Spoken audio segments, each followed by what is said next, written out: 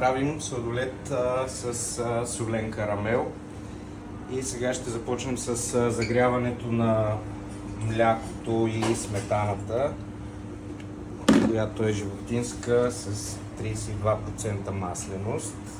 Аз само да уточня, че видеото го правим и най-вече заради това, защото нашите клиенти, когато видят в менюто домашен сладолед, не осъзнават, че наистина е домашен сладолед. Да, подхождат с леко недоверие дори понякога.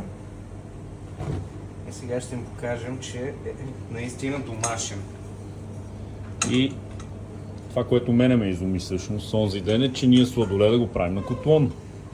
Да, защото с това нещо сготвяме жълтъците, които не трябва да бъдат сурови. Тук каква температура гоним? Гоним 80-82 градуса.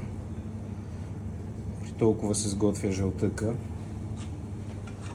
Защото пак казвам, суровите яйца не са добра идея. А и недоготвения жълтък може да бъде дразнител, да речем, при бременни жени. Ето ги дразнителите.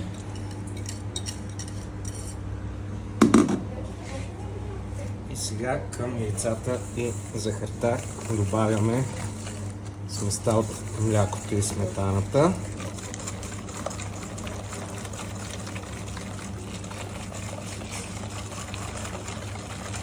Охлаждаме сместа за сладоледа,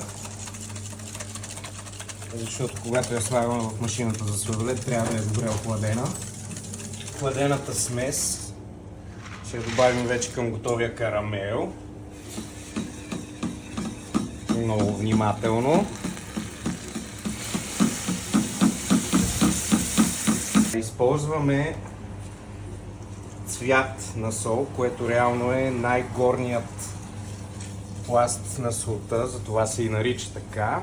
И в случая нашата е добита от Атанасовското езеро в Бургас и придава още по-специален и завършен вкус. Разреждаме и отиваме към машината за сладолед. Точно така.